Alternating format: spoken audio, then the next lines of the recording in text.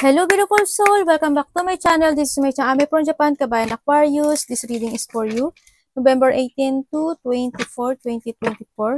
Maraming salamat muna sa mga subscriber, new subscriber, cross-watcher, at sa mga bagong pasok dyan. Welcome na welcome kayo sa bahay ni Ate Aimee. Salamat din sa nakataba ng puso yung mga comments. At sa mga nagpa-personal reading, maraming salamat. Kung gusto nyo na energy nyo lang talaga, ang gusto makuha natin, all the details is nasa baba ng video na ito. This is a general reading, Kabayan Aquarius, kunin mo lang sa'yo at itapon ang hindi sa'yo. Maaring ito isa vice versa. Maaring energy mo, energy ng person mo o energy ng malapit sa puso mo. Ay, hala. Talagang dapat nasa dulo. Maaring nangyayari or mangyayari pa lang. Use your own intuition. Lawakan natin ating isipan. Ang dami yung energy sa mundong ito. Kaya hindi ito basta-basta manggagaling. Ay magre-resonate sa inyo. We have the 3, the rider. Okay.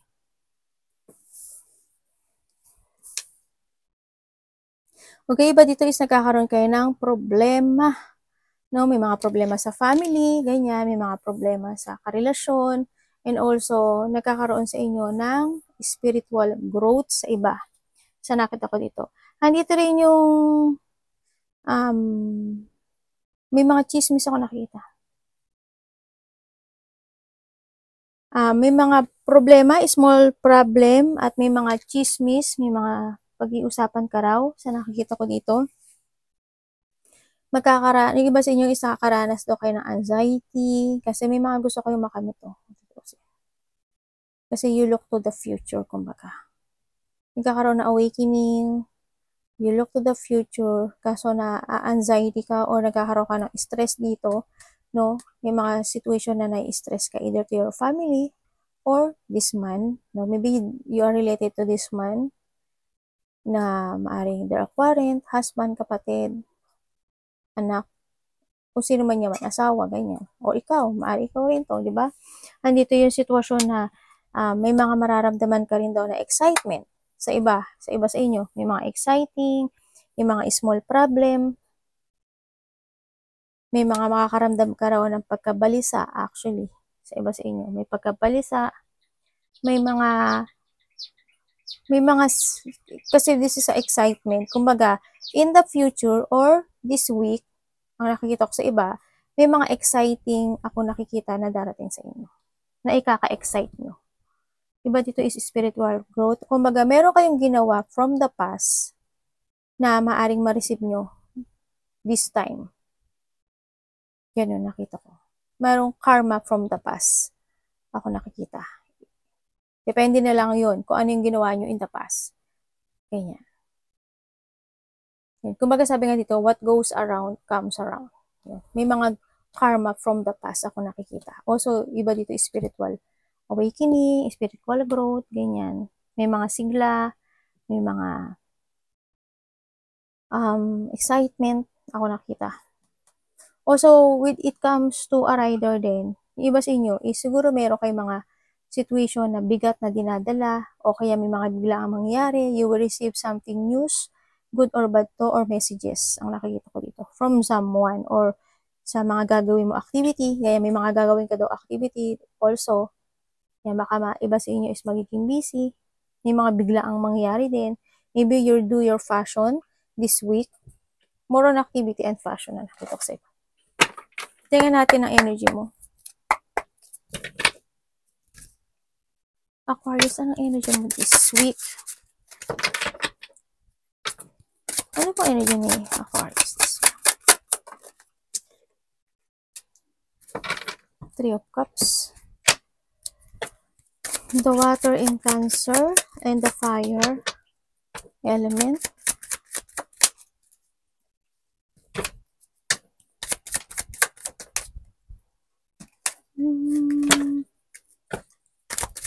The air element. The air in Gemini and the water in Cancer. And we have the 8 and the air in Gemini. The fire sign meron tayo Also with the 3 of nasabi ko na pala yan. Okay. Ang energy mo this week is, nakita ko dito, merong malapit sa puso mo. Ikaw or vice, anak, baba sa ulo ni mami.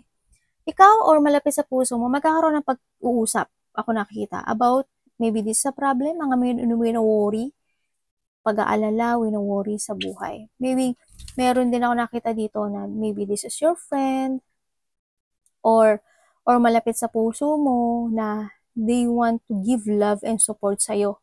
No, magkakaroon ng mga pag-uusap or collaboration, giving love and support sa'yo, ganyan. Maaring may tao na magpapagaang ng nararamdaman mo, ganyan, this time. No, kasi nakita ko sa'yo is you are more in frustration, anxiety, stress, pag-aalala sa iba, maaring iba sa inyo, mayroong mga sitwasyon from the past na iniisip nyo, ganyan. Yung mga pag-uusapan.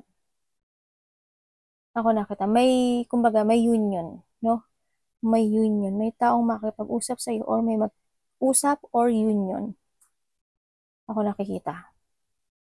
O, yun din sa iba. Tingnan ko nga. Hugutin ko iba.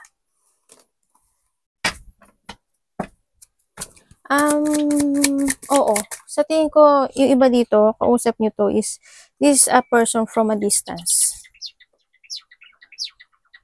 Maaaring itong tao na to is, hindi mo siya kasama ngayon. Maaaring nasa distance siya. Anong pwede ko malaman?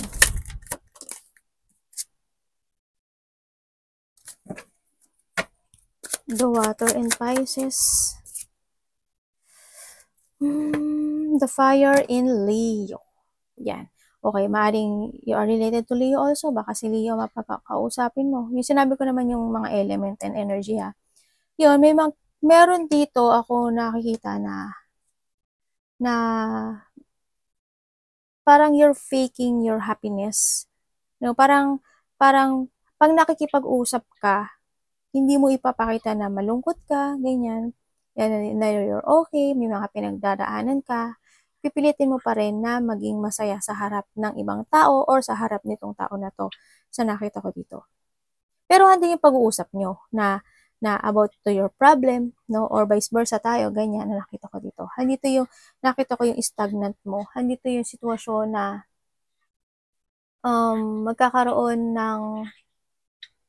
makakaramdam ka ng peace of mind sa nakita ko dito dahil sa pag-uusap na to.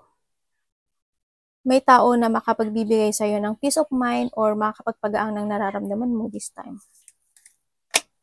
Either makikita kayo or mag-uusap lang kayo in the phone or saan man siya.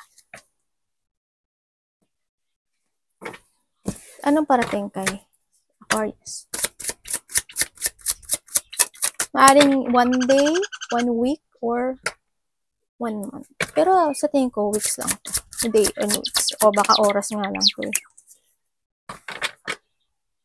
The Tower, parating sa'yo. We have the fire element.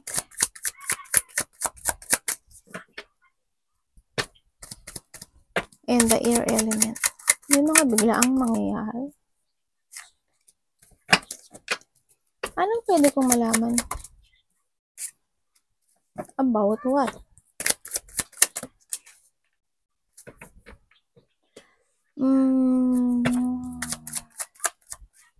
Uy.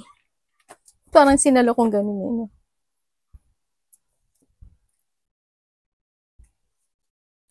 May batang makikipag-usap sa'yo. Uy, bata ba to? Immature. Tamo, kasi we have the devil, oh. Either bata o immature tong tao na to. Taong sakim kasi to eh. Someone spying. Maaaring may makapag-usap sa'yo na taong sakim. Kailangan mo daw maging aware sa tao na to. We have the fire in Aries. Earth in Capricorn. Sinabi ko na naman yan. Okay. The fire in Sagittarius. Ang parating sa'yo,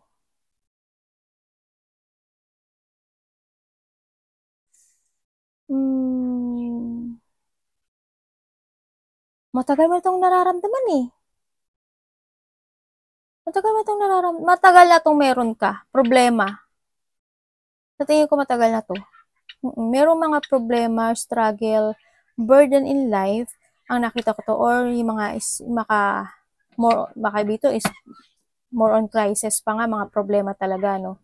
Diba dito? Mayroon daw sa'yo na makikipag-usap or may dealing ako nakikita dito or pag-uusap siya na kailangan mo daw i-take responsibility, no? Sa nakikita ko dito.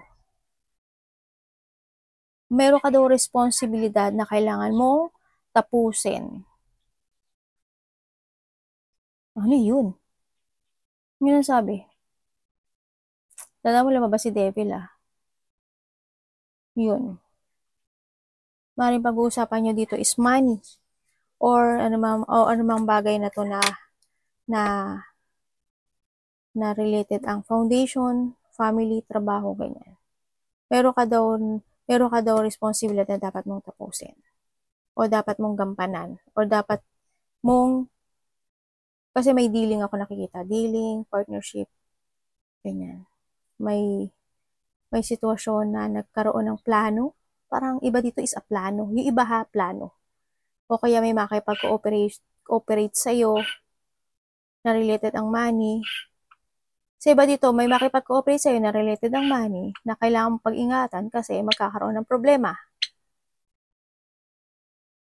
Kung ano man kung this is a dealing para sa iba, no, magkakaroon kayo ng problema. Kung ito is matagal na, yun, maaaring ito is kailangan mong harapin, no, itong situation na to. You need to take a responsibility daw to. Ano dapat iwasan ni Aquarius? Handali lang anak, wala pa, oh, meron pang 5 minutes. Yung anak ko, para akong may magulang. Nana, kaya nga ako malis sa Pinas para ayaw nang hikitan eh, no? Anong dapat iwasan ni Aquarius? This way. Anak, baba ka muna doon kay ate. Dali anak. At si ate mo alboroto doon.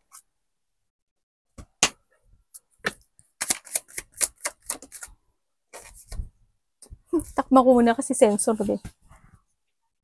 Aray ko. Bakit po?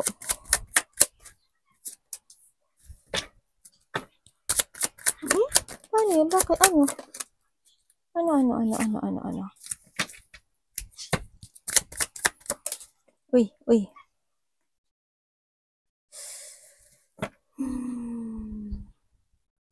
May malalaman ka daw ko totohanan. Dapat mo daw iwasan is yung tao na malapit sa'yo na maaring ikaw is takutin na tao na binabackstab ka. Maaring may third party sa iba, no? May tao ata na na tatakutin ka. Yan. Iwasan mo daw yung malito, yung matakot, ma-stress, ma-anxiety, at mag-alala. Okay? Iwasan mo yun. Kasi iba dito is may mga sitwasyon daw na hindi ka agad makapag-desisyon. May malalaman ka rin daw katotohanan dahil sa mga pagbabago mangyayari. Maaring ito is related to a lovers na may mga pag-uusap or malapit sa puso mo. No? Nakita ko rin, hindi ko alam kung ikaw is natatakot or mananakot. O may ano tawag dito? May mananakot o tatakutin ka. May mga sitwasyon daw na wala kang magagawa sa pagbabago na to. May mga sitwasyon na may stagnant yung iba sa inyo. No? Sa nakikita ko dito.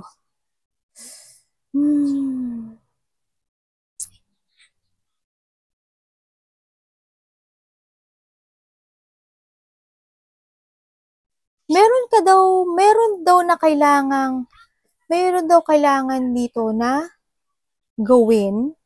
May sinasabi siya na promises. Ako nakikita. May sinasabi siyang promises. Hindi ko alam kung anong promises na to. May sinasabi siyang promises or mana or pera. Ako nakikita. Baka magkakaroon ng pag-uusap or may taong mananakot sa'yo. Yan. May nakikita rin ako dito na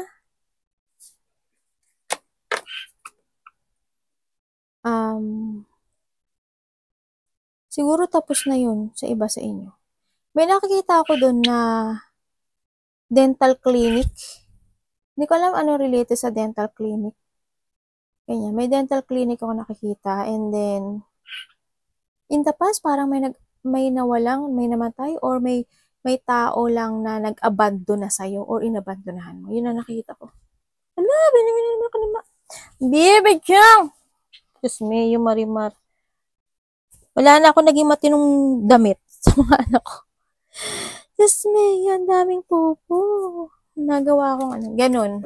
Iwasan mo daw yun Release your i-release mo daw yung mga pag-overthinking, yung pagkalito, ganyan. Tsaka, kailangan mo daw magdesisyon dito. Huwag kang daw matakot. Huwag ka daw matakot. Anything na anong mangyayari pagbabago this week, sa mga pag-uusapan or mga mangyayari sa buhay mo, huwag kang mapanghihinaan ng loob at huwag kang matatakot. Iba sa inyo is may malalaman ka daw. Iba sa inyo. Dali lang anak. Kailangan mo daw manindigan. Kung alam mong tama ka, manindigan ka daw. Kailangan dito strong will. Maraming challenge na darating tayo this time. You need to defend yourself and protect yourself. Okay? May mga forceful ako nakikita sa iba sa inyo. Iba dito is magiging busy. Ang nakita ko dito. Kasi marami kayong asikasuhin siguro. Kamusta Aquarius in love? Stand up for your belief Manindigan ka talaga.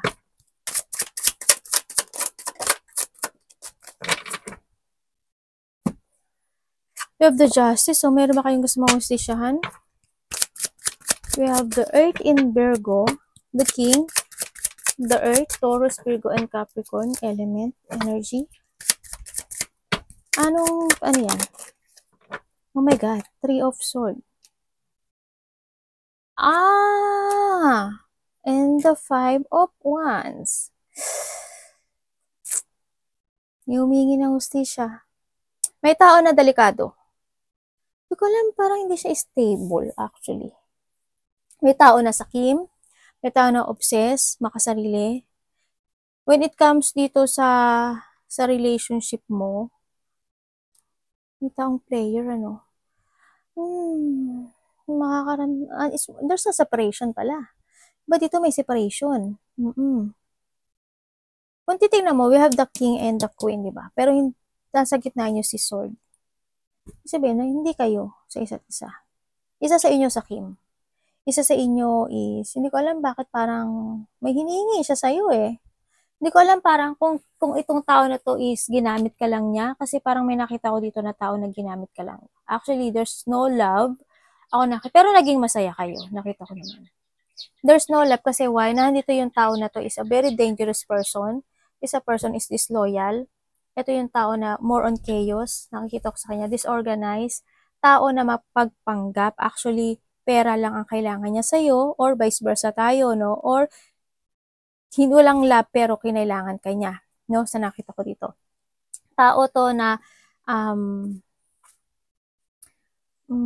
magulo yung isip. Actually, masamang espiritu, danger person, mapagpanggap.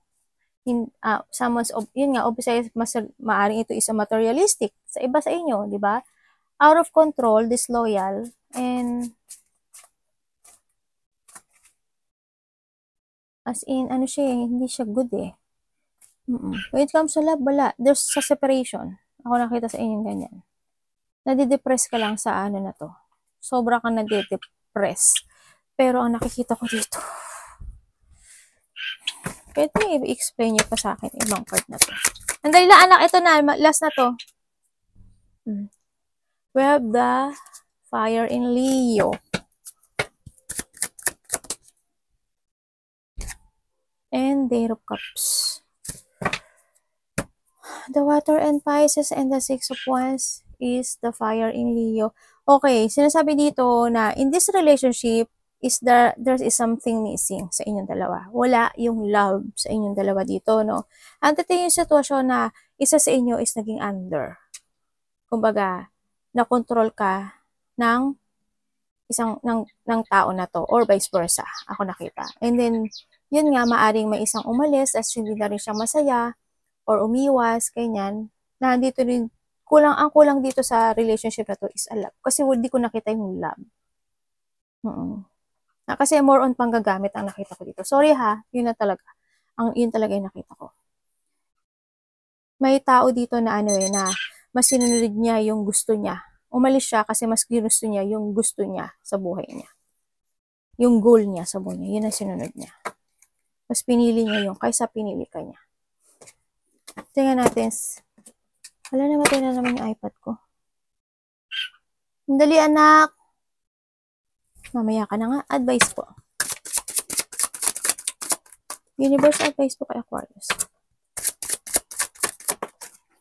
Salamat. The Four of Wands. May mga pag-uusap na related na family, bahay, may mga union, opportunities. Marami makikipag-usap daw sa'yo. May travel ka ba? May travel ako nakikita sa iba. Parang you have a birthday. Okay, advice sa'yo is try to move on, no? Kailangan mo na daw ngayon na ma-find yung peace mo, and then start to structure, to build again yung happiness mo, yung sarili mo, yung family mo, or yung sarili mo. Kailangan dito is forgiveness, moving on, healing, and recovery, no? Kailangan dito is acceptance. Also, release all the baggage, give effort to look forward sa future. Sinasabi ito, drive and control your direction dito, and leave behind yung mga sitwasyon na alam mo pagod na pagod ka na. Whatever holding you back sa nakaraan, i-leave behind mo daw yun, let go mo na daw yun. Kailangan ngayon is more on wiser and stronger. Kailangan ngayon is release all the baggage and accept all the lesson, and also transition, no? And yun nga, kailangan mo na ngayon na magkaroon ng moving forward sa iyong future. Mag-give effort ka daw. Kailangan dito ng movement and action. Lakas ng loob, katapangan, and put some effort. No? Put some effort to structure or to rebuild again yourself. Ganyan. Huwag ka lang maghintay. Focus ka rin sa sarili mo, sa mga meron sa paligid mo. Mag-focus ka daw doon. Yan. Yung sinasabi. Iba dito baka may travel kayo, no? May travel kasi ako nakikita. Forgiveness daw, or pa-travel kayo. Siguro may travel kayo na within 8 days for... May getting together pala ako nakikita. May getting together, either across relationship, happiness, or a party, celebration, family reunion. Maring ito isa 4 days, 4 weeks ago, or mangyayari pa lang, or months, no? Nangyari na or mangyayari pa lang, gano'n. Yung iba dito, maaaring may mga, or 8 days, ganyan, 8 days, 8 weeks, something. O iba dito is a travel. May mga activity and traveling kasi ako nakita. Either 4 to 8, ganyan, ako nakita dito. Maaaring nangyari na or mangyayari pa lang sa iba. Try to move on na ngayon, ha? Kailangan mo na daw na i-release yung sarili mo to heal, no? Arigato namaste, God bless.